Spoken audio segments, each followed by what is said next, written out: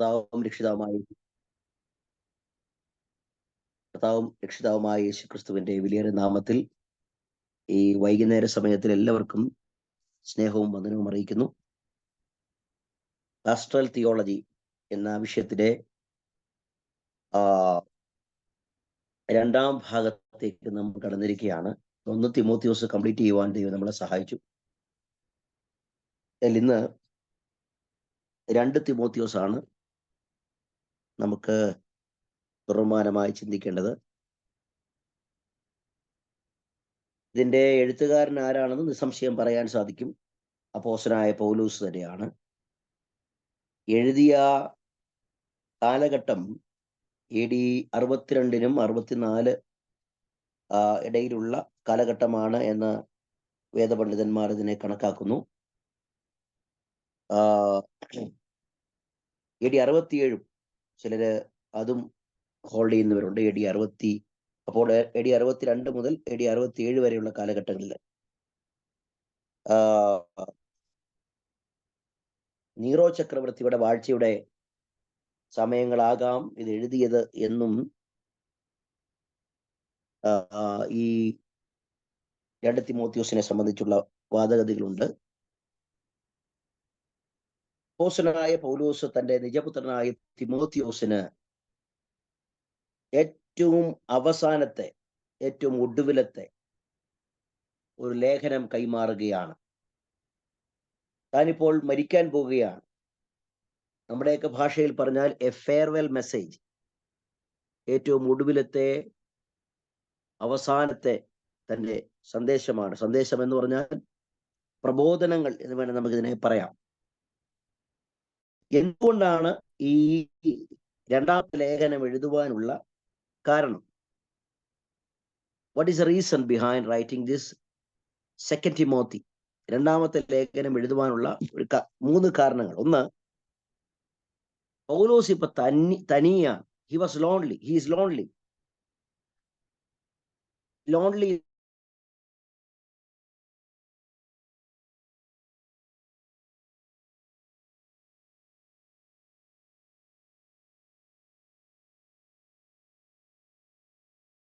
എല്ലാവരും എന്നെ വിട്ടുപോയി കളഞ്ഞു എന്ന് നീ അറിയുന്നവല്ലോ. ഫുഗലോസും ഹെർമഗനോസും ആ കൂട്ടത്തിലുള്ളവരാകുന്നു. അപ്പോൾ അപ്പോസ്തലനായ പൗലോസ് കൂടെ നിൽക്കണമെന്ന് ആഗ്രഹിച്ച ചിലരൊന്നും ഇപ്പോൾ തന്റെ കൂടെ ഇല്ല. ഇനി 4-ാം അധ്യായം അതിന്റെ 10 മുതലുള്ള വാക്യങ്ങൾ വായിക്കുമ്പോൾ ദേമാസ് താൻ ആഗ്രഹിച്ചൊരു വ്യക്തിയാണ്. ദേമാസ് ഈ ലോകത്തെ സ്നേഹിച്ച് എന്നെ വിട്ട് തെസലോനിക്കയിലേക്ക് പോയി. ക്രെസ്കേസ് ഗലാത്യയിലേക്കും തീത്തോസ് ദൽമാത്തിയേക്കും പോയി. അപ്പം താൻ പറയുന്നൊരു കാര്യം, ലൂക്കോസ് മാത്രമേ എൻ്റെ കൂടെ ശേഷിക്കുന്നുള്ളൂ. ലൂക്കോസിന്റെ കമ്പാനിയൻ, ലൂക്കോസ് ഒരു ഡോക്ടറാണ്. തീർച്ചയായിട്ടും പൗലോസിന് ലൂക്കോസ് വളരെ ഒരു ഉപകാരപ്രദനാണെന്നുണ്ടെങ്കിലും എന്നാൽ തിമോത്തിയോസിനോട് വളരെ ഒരു അഫെക്ഷൻ, ഒരു പ്രത്യേക രീതിയിലുള്ള സ്നേഹം താൻ നിജപുത്രൻ എന്ന് വിശേഷിപ്പിക്കുന്ന, അല്ലെങ്കിൽ പ്രവർത്തകൻ എന്ന് വിശേഷിപ്പിച്ചിരുന്ന റോമാലേഖനത്തിൽ കാണുന്നത് he was my fellow worker. റോമാലേഖനം 16-ാം അധ്യായം 21-ാം വാക്യത്തില് ആ ഭാഗം വായിക്കുമ്പോൾ 16-ന്റെ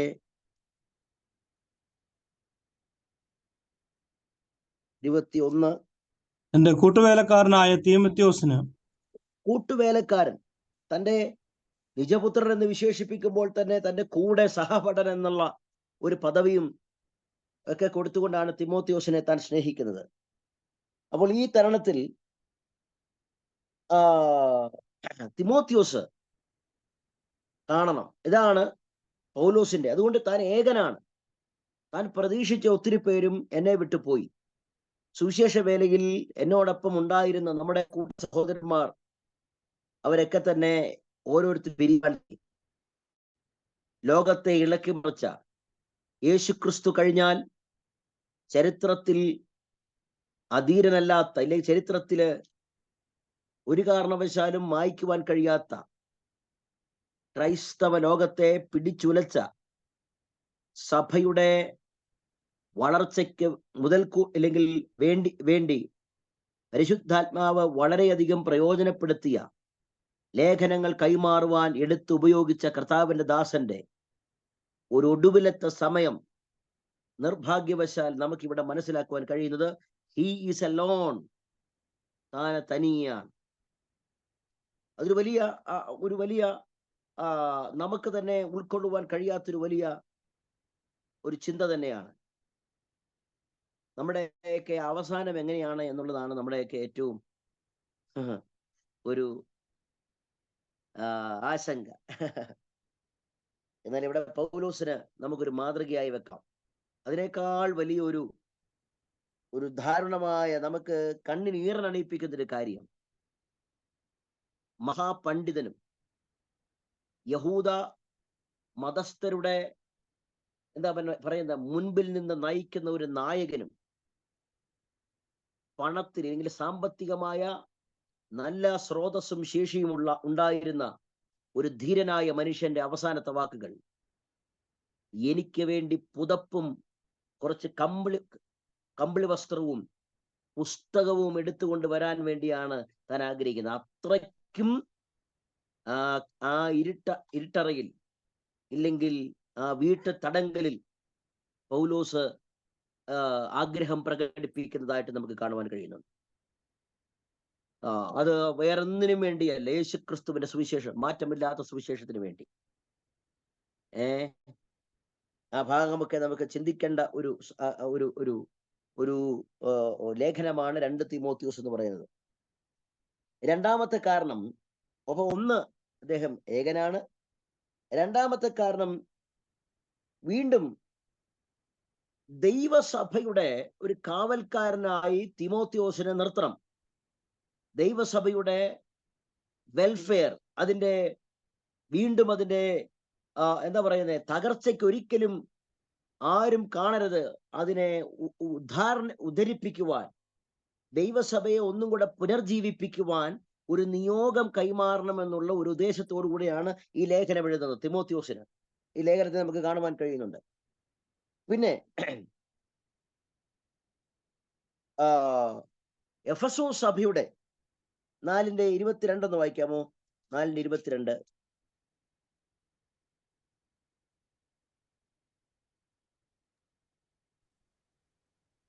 യേശുക്രിസ്തു സോറി ഇരിക്കട്ടെ. അതിന്റെ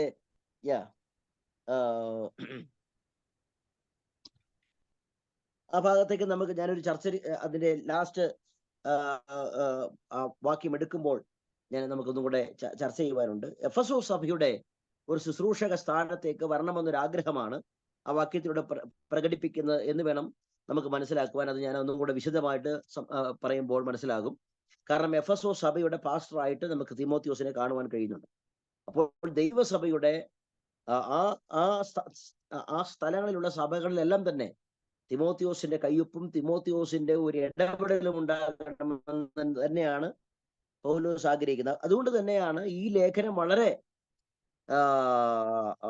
വളരെ ഇമ്പോർട്ടന്റ് ആയിട്ടുള്ള, മുഖ്യത്വമുള്ള ഒരു ലേഖനമാണ് നമ്മൾ ഇന്ന് രാത്രിയിൽ തുടർന്ന് ചിന്തിക്കാൻ പോകുന്നത്.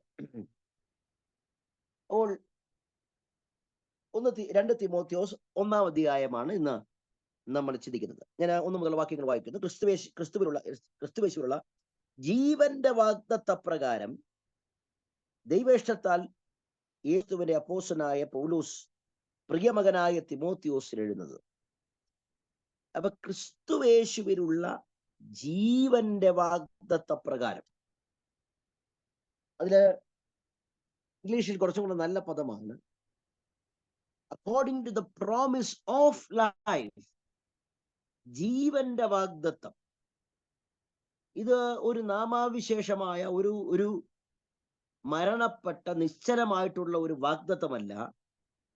ഇത് ഇന്നും ജീവിക്കുന്നതാണ്. അത് സുവിശേഷമാണ്. ഇത് അനേകരെ ജീവിപ്പിക്കുന്ന വാഗ്ദത്തമാണ്, അനേകരെ ഉയർത്തുന്ന വാഗ്ദത്തമാണ്. അത് പൗലോസ് കൊരിന്ത്യ ലേഖനത്തിലും 1 തീമോത്തിയോസിലും ഒക്കെ പറയുന്നൊരു കാര്യമുണ്ട്.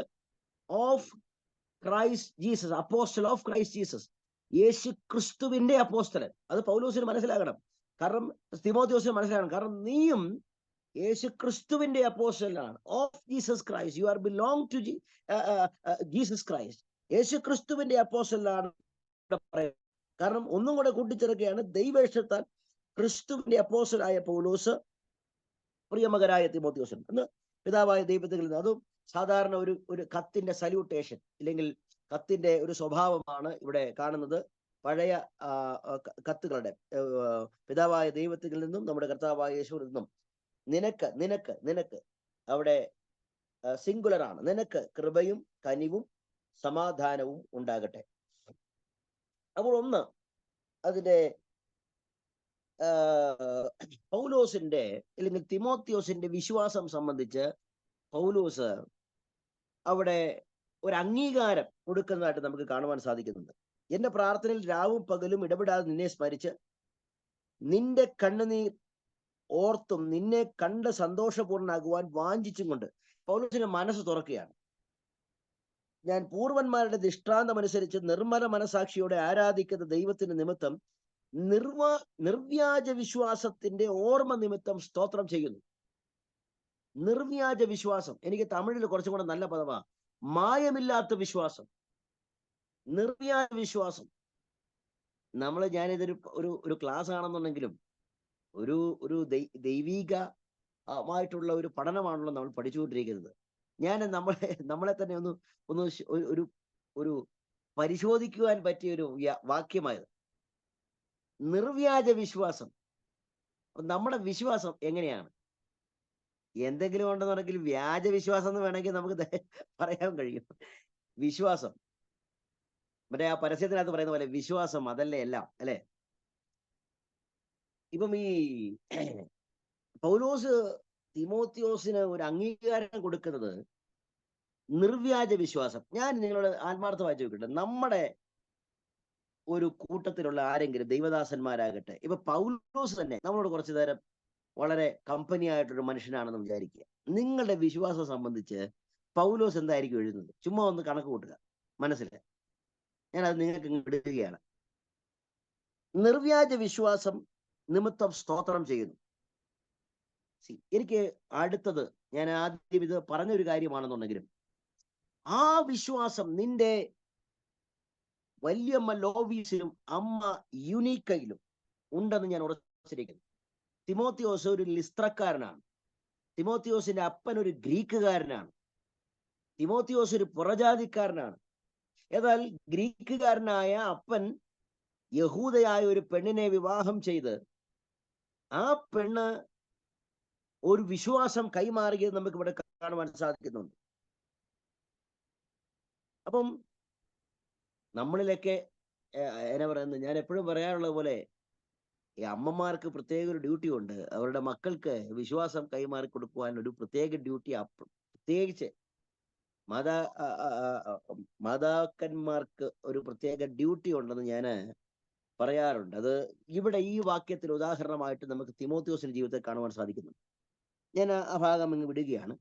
അടുത്തത്, തിമോത്തിയോസിനോട് കുറച്ച് കാര്യങ്ങൾ ചെയ്യണം എന്നുള്ള കാര്യങ്ങളാണ് അടുത്ത തൊട്ട് നമുക്ക് കാണുവാൻ സാധിക്കുന്നത്. 6 മുതൽ ഏകദേശം 14 വരെയുള്ള വാക്യങ്ങളിൽ നമുക്ക് കാണുന്നുണ്ട്. ഒന്നാമത്തെ കാര്യം എന്ന് പറഞ്ഞാൽ ദൈവത്തിന്റെ കൃപാവരം ജ്വലിപ്പിക്കണം. ജ്വലിപ്പിക്കണം എന്നുള്ള വാക്ക് അതിന്റെ യഥാർത്ഥ മൂലഭാഷയില് ഇന്ധനം തീർന്നു പോകുമ്പോൾ ഇല്ലെങ്കിൽ വിളക്കിൽ ഇങ്ങനെ എണ്ണ ഇങ്ങനെ കുറഞ്ഞ് പണ്ടൊക്കെ വിളക്ക് വെച്ച് പഠിക്കുന്നവർക്കൊക്കെ അറിയാം. പതുക്കെ വിളക്ക് എണ്ണ കുറയുമ്പോഴത്തേന് അതിന്റെ ആ ബ്രൈറ്റ്നസ് ഇല്ലെങ്കിൽ ആ തിരിയുടെ പ്രകാശം ഇങ്ങനെ കുറഞ്ഞു വരുമ്പോൾ ചെയ്യുന്നൊരു കാര്യമുണ്ട്. അതൊന്ന് പൊക്കിയെടുക്കും. ആ വിളക്കിന്റെ അറ്റം ഒന്ന് പൊക്കിയെടുത്തിട്ട് കരിന്തിരി ഒന്ന് മുറിച്ചിട്ട് പിന്നെയും കുറച്ച് നല്ലപോലെ എണ്ണ ഒഴിച്ച് അടച്ചു വെച്ച് കത്തിക്കുമ്പോൾ നല്ല പ്രകാശം. അത് തന്നെയാണ് ഇവിടെ എടുത്തിരിക്കുന്നത്. കൃപാവരം ജ്വലിപ്പിക്കണം. അപ്പൊ നമ്മള് ചിന്തിക്കേണ്ട ഒരു കാര്യം, എന്താണ് കൃപാവരം? ആർക്ക് വേണ്ടിയാണ് കൃപാവരം? ഞാൻ കഴിഞ്ഞ ദിവസങ്ങൾക്ക് ഞങ്ങളുടെ സഭയിൽ ഞാൻ ഈ വിഷയം ഞാൻ ഈ നമ്മുടെ ക്ലാസ് എടുക്കുന്നതിന് മുമ്പ് ഞാനിത് പഠിക്കുവാൻ വേണ്ടി ഈ ഭാഗം ധ്യാനിക്കുവാനിടയായി. ഞാൻ ചോദിക്കട്ടെ, ആത്മാർത്ഥമായി ചോദിക്കുകയാണ്, എന്തിനു വേണ്ടിയാ കൃപാവരം? ആർക്ക് വേണ്ടിയാ കൃപാവരം? ആരെങ്കിലും ഒരാൾ ജസ്റ്റ് ഒന്ന് അൺമ്യൂട്ട് ചെയ്ത് പറയുന്നതിന് സന്തോഷമുണ്ട്. ഇത് ആർക്ക് വേണ്ടിയാണ് കൃപാവരം?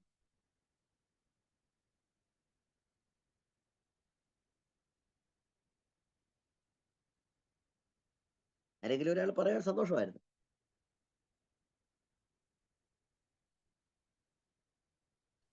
നമ്മൾ പറഞ്ഞോളൂ. നമ്മളിലുള്ള കൃപാവരം എന്ന് വെച്ചാൽ നമുക്ക് തന്നെ പ്രയോജനപ്പെടണമല്ലോ സാർ. നമുക്ക് പ്രയോജനപ്പെടണമെന്നാണ് ലത ആന്റി പറയുന്നത്.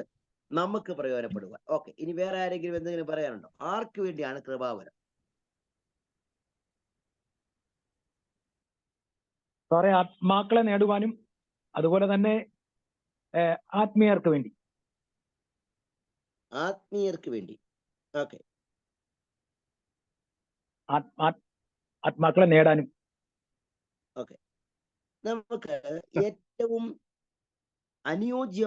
ഇതിനനുയോജ്യമായ ഒരു ഭാഗം എന്ന് പറയുന്നത് തീർച്ചയായിട്ടും കൊരിന്ത്യ ലേഖനം തന്നെയാണ്.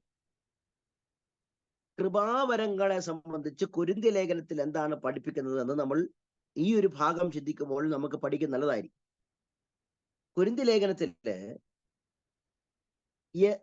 പല പല കൃപാവരങ്ങളെ പറ്റി പറയുന്നുണ്ട്. പ്രവചനം, വെളിപ്പാട്, വ്യാഖ്യാനം ഇത്യാദി കാര്യങ്ങളെ പറ്റിയൊക്കെ പറയുന്നു. ഇത് എന്തിനു വേണ്ടിയാണ് എന്നാണ്, ആർക്ക് വേണ്ടിയാണ്? അപ്പം ആ ഭാഗം ഒന്ന് വായിക്കുമ്പോൾ വേണമെങ്കിൽ ഒന്ന് വായിച്ചേ. 1 കൊരിന്ത്യർ 14-ാം അധ്യായം എടുക്കാമോ? 1 കൊരിന്ത്യർ 14-ാം അധ്യായം അതിന്റെ 3-ാം വാക്യം ഒന്ന് വായിക്കാം. ഒരു കൃപാവരത്തെ പറ്റിയുള്ള ഒരു കാര്യം വായിച്ചേ. 1 പ്രവചിക്കുന്നവനോ അധ്യായം. പ്രബോധനത്തിനും ആശ്വാസത്തിനുമായി മനുഷ്യരോട് സംസാരിക്കുന്നു. ഇനി അന്യഭാഷയാണ് ഇവിടെ പറയുന്നത്. അപ്പൊ അന്യഭാഷ ഒരു കൃപാവരമായിട്ട് നമുക്ക് കാണുവാൻ സാധിക്കത്തില്ലെങ്കിലും അന്യഭാഷ സംസാരിക്കുവാൻ തനിക്കുതാനാൽ വരുത്തുവാൻ, അല്ലേ? ഇനി അടുത്തത് ആ വാക്യം തന്നെ വിടാതെ വായിച്ചേ. 4-ാം വാക്യം വായിച്ചേ. അന്യഭാഷ സംസാരിക്കുന്നു, തനിക്ക് ആത്മീയവർത്തന വരുത്തുന്നു. പ്രവചിക്കുന്നവൻ സഭയ്ക്ക് ആത്മീയവർത്തന വരുത്തുന്നു. അവിടെയാണ് ലഭിച്ച കൃപാവരം. പ്രവചനമാകട്ടെ, താഴോട്ടുള്ള വാക്യങ്ങൾ വായിക്കുമ്പോൾ ഇത് ആർക്ക് വേണ്ടിയാണെന്നറിയാമോ? ദൈവസഭയുടെ ആത്മീയ വർധനവിന് വേണ്ടിയാണ്. ദൈവമക്കളുടെ ദൈവം എന്തെങ്കിലും കൃപാവരം തന്നിട്ടുണ്ടെങ്കിൽ നിങ്ങൾ ആൻസറബിൾ ആണ്. നിങ്ങൾ അതിന് ഉത്തരം പറഞ്ഞേ പറ്റത്തുള്ളൂ. ദൈവസഭയുടെ ആത്മീയ വർധനവിന് വേണ്ടി നിങ്ങളുടെ കയ്യിൽ ഏൽപ്പിച്ചിരിക്കുന്ന കൃപാവരം നിങ്ങളോട് ആരാ പറഞ്ഞ പൂഴ്ത്തി വെക്കുവാൻ? അത് ദൈവസന്നിധിയിൽ അത് ഏറ്റവും വലിയ തെറ്റാണെന്ന് ഇന്ന് രാത്രി മനസ്സിലാക്കണം. കാരണം നമുക്ക് ദൈവം തന്നിരിക്കുന്ന കൃപാവരം ദൈവസഭയുടെ ആത്മീക വർധനവിന് വേണ്ടിയാണ്. അപ്പം അതിന് വേണമെങ്കിൽ ഒന്നും കൂടെ 26-ാം വാക്യം ഒന്ന് വായിച്ചേ. 26-ാം വാക്യം ഒന്ന് വായിച്ചേ.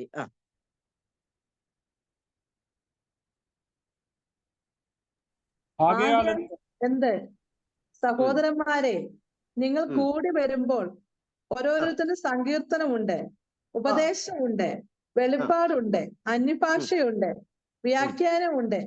സകലവും ആത്മീയ വർധനയ്ക്കായി ഉതകട്ടെ. സകലവും ആത്മീക വർധനവിനായി ഉതകട്ടെ.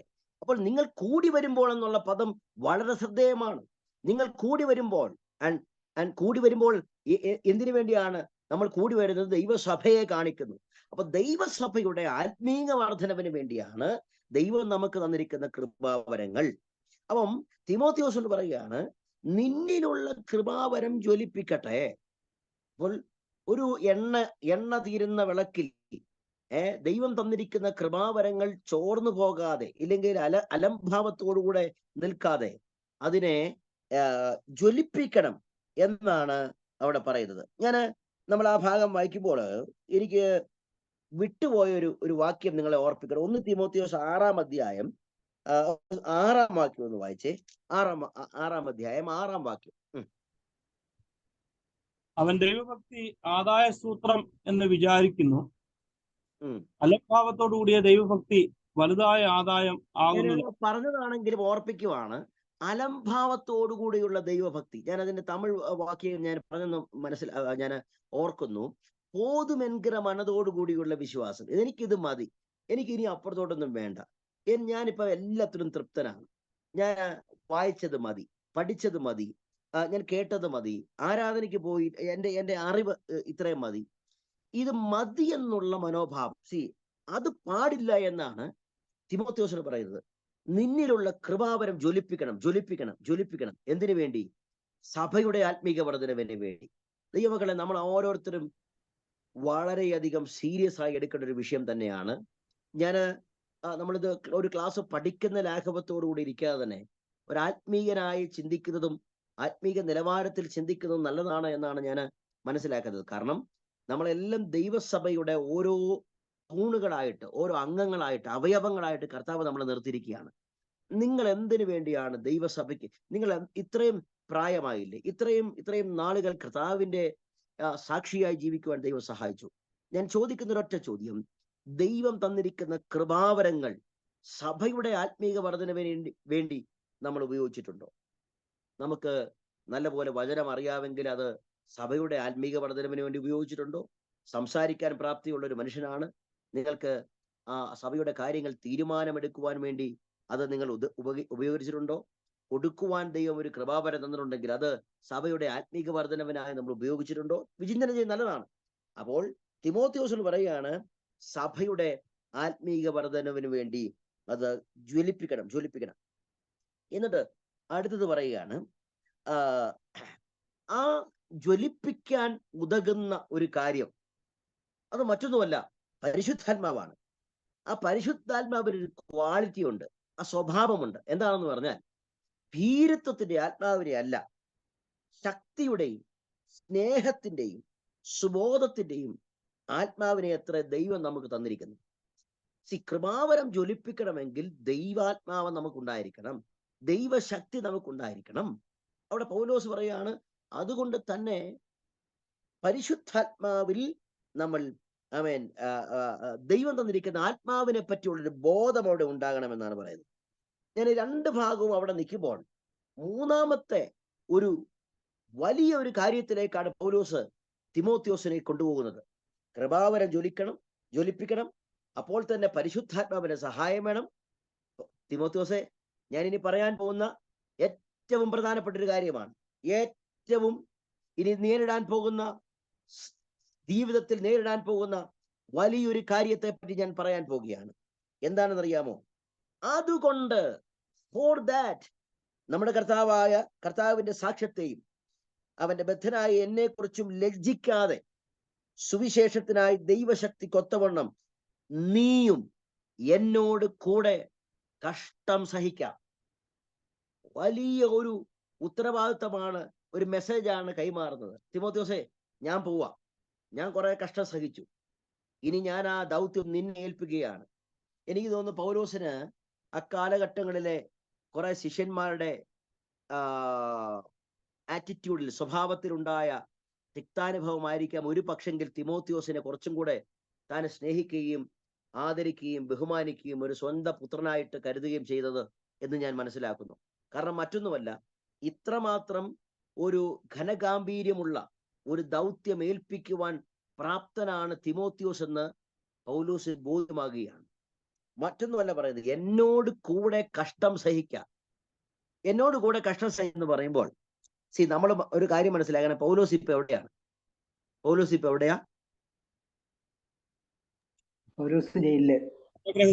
കാരാഗ്രഹത്തിലാണ്. എന്നോട് കൂടെ കഷ്ടം സഹിക്കുക എന്ന് പറയുമ്പോൾ തീർച്ചയായിട്ടും പൗലോസ് ഉദ്ദേശിക്കുന്നത് എന്തായിരിക്കാം? ഇനി ഇതുപോലുള്ള കാരാഗ്രഹത്തിന്റെ അനുഭവങ്ങൾ വരും, അതില് ഒട്ടും പിന്മാറരുത്. എനിക്കുണ്ടായ കഷ്ടം, ഞാനത് കുറച്ചും കൂടെ അതിനകത്ത് പറയണമെങ്കിൽ എബ്രായ ലേഖനം ഒരു തെളിവിന് വേണ്ടി ഒരു വാക്യം തരാം. തിമോത്തിയോസ് കാരാഗ്രഹത്തിൽ ഉണ്ടായിരുന്നു എന്നുള്ളതിന്റെ 13-ാം അധ്യായം 23-ാം വാക്യം എടുത്തേ. 23-ാം വാക്യം. സഹോദരായ തീമോത്തിയോസ് തടവിൽ നിന്ന് ഇറങ്ങി ആ. അറിയുവീൻ. ഞാൻ വേഗത്തിൽ വന്നാൽ അവനുമായി നിങ്ങളെ വന്ന് കാണും. സഹോദരനായ തിമോത്തിയോസ് തടവിൽ നിന്ന് ഇറങ്ങി എന്നറിവിൻ. ഒരുപക്ഷെ ഇങ്ങനെ പൗലോസിന്റെ മരണാനന്തരമായിരിക്കാം ഈ സംഭവിച്ചത്. എനിക്കറിയത്തില്ല ഇതിന്റെ കാലഘട്ടം. വിശേഷിച്ച് എബ്രായ ലേഖനം ആരെഴുതി എന്നുള്ളതിന്റെ ഒരു വലിയ താർക്കിക വിഷയം ഈ ഒരു വാക്യമൊക്കെ വെച്ചോണ്ടാണ്. കാരണം പൗലോസ് ഇതുവരെയും തിമോത്തിയോസിനെ സഹോദര എന്ന് വിളിച്ചിട്ടില്ല.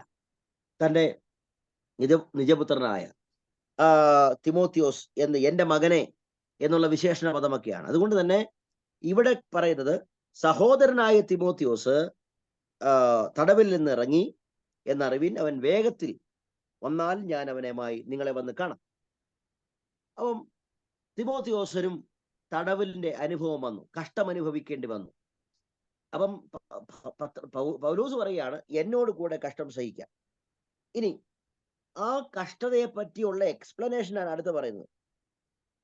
അവൻ നമ്മെ രക്ഷിക്കുകയും വിളിക്കുകയും അല്ലെ വിശുദ്ധ വിളി കൊണ്ട് വിളിക്കുകയും ചെയ്ത് നമ്മുടെ പ്രവർത്തികൾ നിമിത്തമല്ല, സകലകാലത്തിനു മുൻപേ ക്രിസ്തുയേശുവിൽ നമുക്ക് നൽകിയിരിക്കുന്നത് ഇപ്പോൾ മരണം നീക്കുകയും സുവിശേഷം കൊണ്ട് ജീവനും അക്ഷയതയും വെളിപ്പെടുത്തുകയും ചെയ്ത് നമ്മുടെ രക്ഷിതാവായ യേശുക്രിസ്തുവിന്റെ പ്രത്യക്ഷതയാൽ വെളിപ്പെട്ടിരിക്കുന്നതുമായ തന്റെ സ്വന്തം നിർണയത്തിനും കൃപയ്ക്കും ഒത്തവണ്ണം അത്രേ. ആ 9, 10, 11 അധ്യായങ്ങൾ വാക്യങ്ങൾ 9, 10 വാക്യങ്ങൾ ദൈവം നമുക്ക് വേണ്ടി ചെയ്ത രക്ഷയെ പറ്റി പറയുന്ന വാക്യങ്ങളാണ്. ദൈവം നമുക്ക് വേണ്ടി ചെയ്ത കാര്യം. ഒന്ന്, അവൻ നമ്മളെ രക്ഷിച്ചു, 9-ാം വാക്യം. 2, അവൻ നമ്മളെ വിളിച്ചു, വിശുദ്ധ വിളി.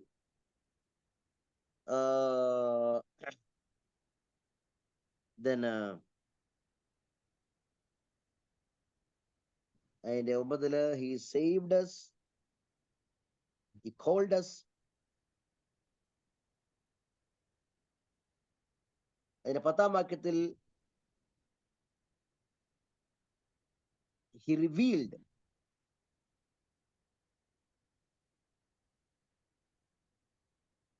അവിടെ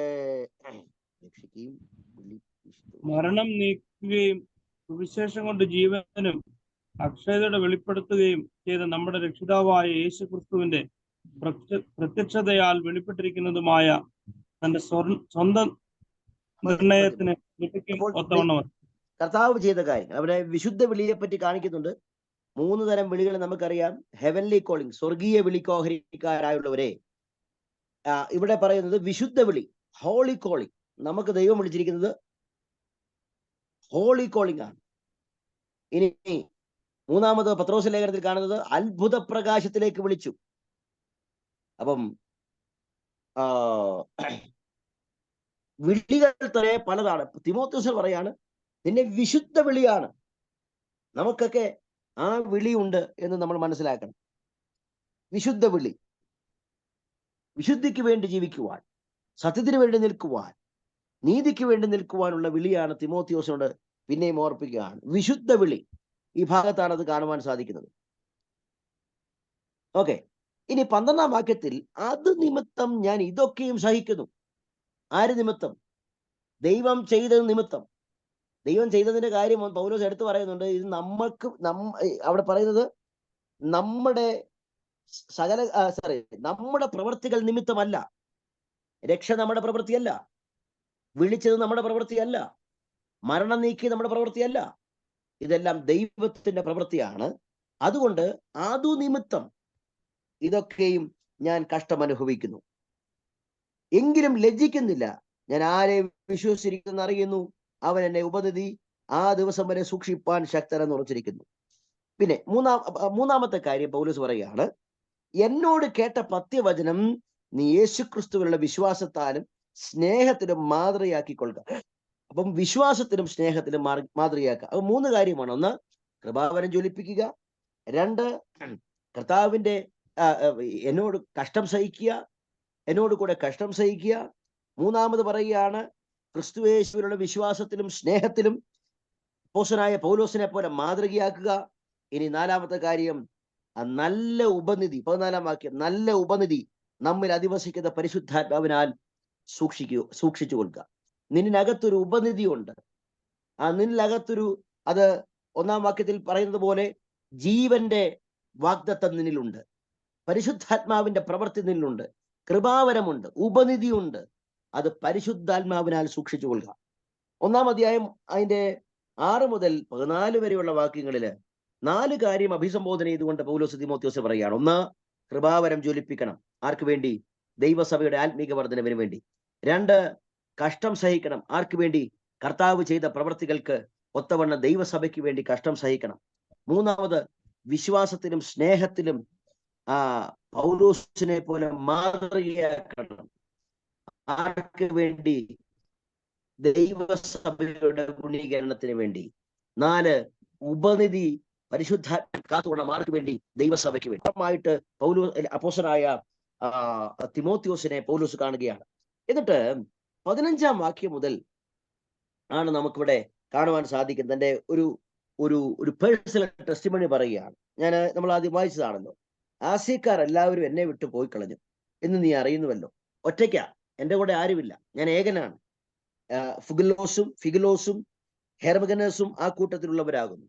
പലപ്പോഴും എന്നെ തണുപ്പിച്ചവനായ ഒനേസിഫോറിന്റെ കുടുംബത്തിന് കർത്താവ് കരുണ നൽകുമാറാകട്ടെ. ഇവൻ ആ തണുപ്പിച്ച അനുഭവം ഉണ്ടായിരുന്നു, എന്നെ ആശ്വസിപ്പിച്ച. ചിലപ്പോൾ പണമായിരിക്കാം, ചിലപ്പോൾ നല്ല താമസ സൗകര്യമായിരിക്കാം, ആഹാരമായിരിക്കാം. അവരും ഇപ്പോൾ കൂടെ ഇല്ല, അവർക്ക് ദൈവം കരുണ നൽകുമാറാകട്ടെ എന്ന് പൗലോസ് പറയുകയാണ്. എന്നിട്ട് അവൻ എൻ്റെ ചങ്ങലയെ കുറിച്ച് ലജ്ജിക്കാതെ ഞാൻ റോമയിലെത്തിയ ഉടനെ താല്പര്യത്തോടെ എന്നെ തിരിഞ്ഞു കണ്ടെത്തുകയും ചെയ്തു. ആര്? ഒനേസിഫോസിനെ പറ്റി പറയുകയാണ്. ആ ദിവസത്തിൽ വാൻ കർത്താവ് സംഗതി വരുത്തട്ടെ, എഫസോസിൽ വെച്ച് അവൻ എനിക്ക് എന്തെല്ലാം ശുശ്രൂഷ ചെയ്തു എന്ന് നീ നല്ലവണ്ണം അറിയുന്നുവല്ലോ. ഒരു കോമൺ ചാറ്റിംഗ് എത്ര നല്ല ഒരു എന്നാ പറയുന്നത്, ഒരു സാഹോദര്യ ബന്ധത്തിന്റെ ഉദാഹരണമാണ് ഈ വാക്യങ്ങളിൽ നമുക്ക് കാണുവാൻ സാധിക്കുന്നത്. നമ്മളെ സഹായിച്ചവരെയൊക്കെ നമ്മൾ മറന്നു പോകുമ്പോൾ പൗലോസ് ആത്മാർത്ഥമായിട്ട് തന്നെ തണുപ്പിച്ച, തന്നെ എഫസോസിൽ വെച്ച് ശുശ്രൂഷിച്ച ഒറ്റ പേര് ഒനേസിഫോസ് എന്നുള്ള ആ ഒരു മനുഷ്യന്റെ കാര്യം എടുത്ത് ഈ കത്തിലൂടെ രേഖപ്പെടുത്തുന്നത് കാണുവാൻ സാധിക്കുന്നുണ്ട്. അപ്പം ആ പൗലോസിന്റെ എത്രമാത്രം അതിൽ ഒരു വാർദ്ധക്യത്തിലേക്ക് പോകുന്ന ഒരു മനുഷ്യൻ, നിസ്സഹായതയുടെ അല്ലെങ്കിൽ മാനുഷികമായി നോക്കുകയാണെന്നുണ്ടെങ്കിൽ നമുക്കൊക്കെ അദ്ദേഹത്തിന്റെ ശുശ്രൂഷയുടെ അവസാനം ഇങ്ങനെ ആയിപ്പോയല്ലോ എന്നൊക്കെ ചിന്തിക്കുന്ന തരത്തിലുള്ള ഒരു അനുഭവം. താൻ പറയുകയാണ്, ഇവരൊക്കെ ആരും എൻ്റെ കൂടെ ഇല്ല, പക്ഷെ I want to see you Timotheos, എനിക്ക് നിന്നെ ഒന്ന് കാണണം, എനിക്ക് നിന്നെ ഒന്ന് കാണണം. ഇത് തന്നെയാണ് തിമോത്തിയോസ് പറയുന്നത്. ഞാൻ അല്പസമയം കൂടെ ഒന്ന് അടുത്ത ഒരു വാക്യങ്ങൾ കൂടെ എടുക്കുകയാണ്.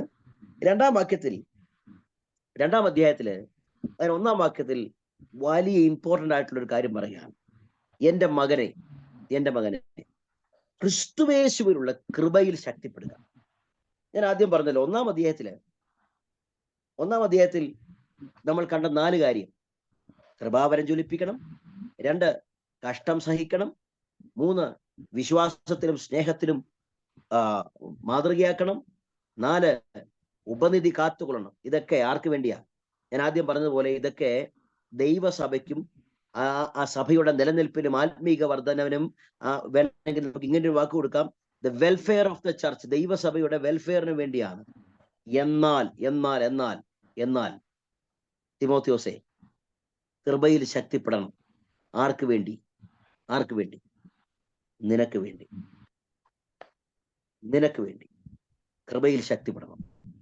ഒരു ഭയങ്കര പദം. എന്തുകൊണ്ടെന്നാൽ അവിടെ പറയുന്നത് ക്രിസ്തുവേശുവിലുള്ള കൃപയിൽ ശക്തിപ്പെടുക. ക്രിസ്തുവേശുവിന്റെ അപ്പോസ്തലനാണ് ഞാൻ, ക്രിസ്തുവേശുവിന്റെ അപ്പോസ്തലനായിട്ട് നിന്നെ വിളിച്ചിരിക്കുകയാണ്. യേശു ക്രിസ്തുവിന്റെ സുവിശേഷമാണ് നമ്മൾ പ്രസംഗിക്കുന്നത്.